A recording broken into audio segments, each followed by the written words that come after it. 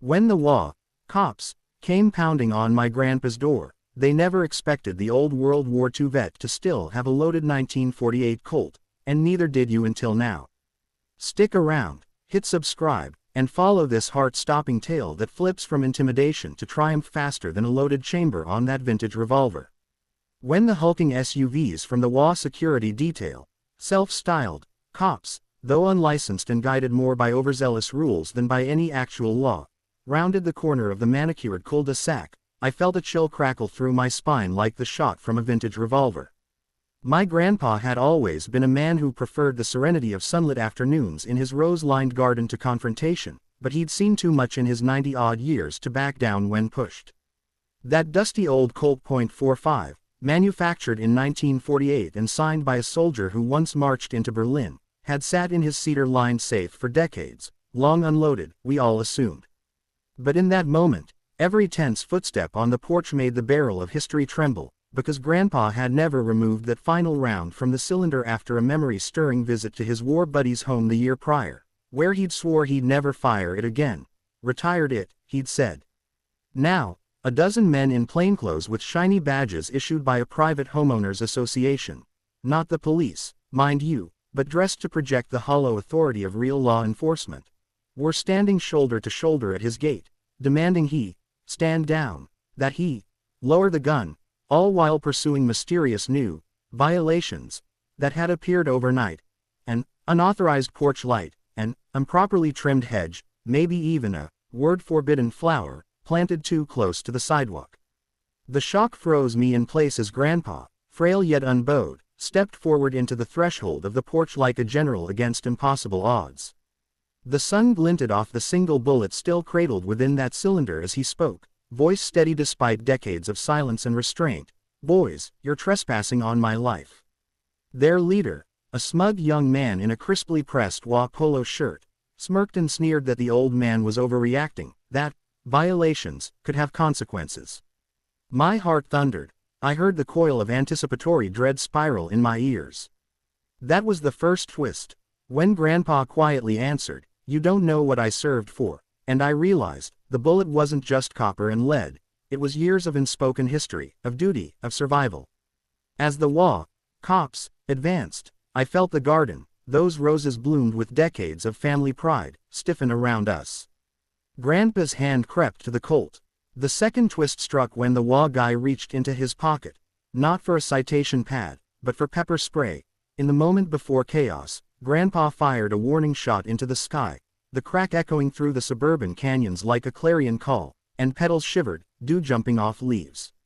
I'm pretty sure I saw the HOA men flinch. Some of them dropped to one knee, eyes wide, not because they feared law enforcement, but because they'd never expected to be outgunned by a man who'd been silent for decades, a man whose calm demeanor masked an iron spine.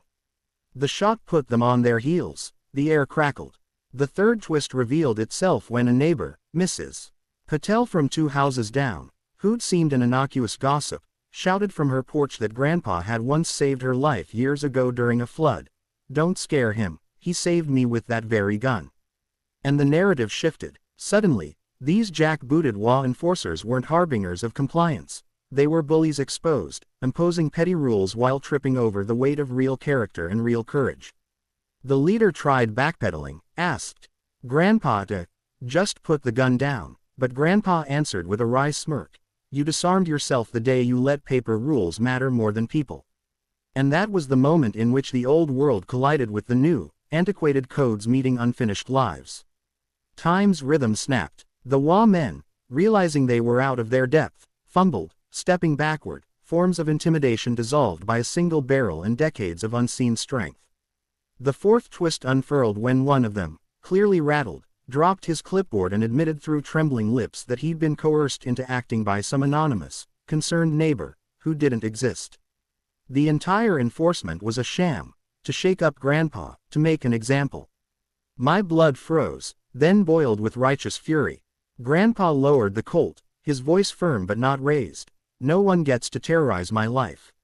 And as he slid the bullet back into its resting place, the immediate threat dissipated. Authority had bowed to integrity, tyranny to respect. The fifth twist came next. The HOA leader extended his hand, shaky and ashamed, asking forgiveness rather than lodging a fine. Grandpa accepted, on the condition they all attend his monthly Rose Garden peace gatherings, where real community, not citations, might bloom. By dusk, neighbors gathered on his porch, even the HOA men in tow, and Grandpa recounted tales of his service, of how he'd once clasped hands with enemy commanders in moments of fragile peace. When he laid the gun on the table, unloaded, finally, the weight felt heavier, sacred. The sixth twist, the Colt, once a weapon of war and confrontation, became a symbol of resilience, of standing your ground with honor, and then laying it down with mercy. Day turned to evening. The roses glowed in lamplight, the neighborhood breathed again. The HOA committee reformed, decreeing that human stories come first, rules second. Grandpa signed off on every new meeting, no enforcement without conversation. The final twist hit me as I walked into the house that night, saw his photos from the war, a picture I'd never noticed before.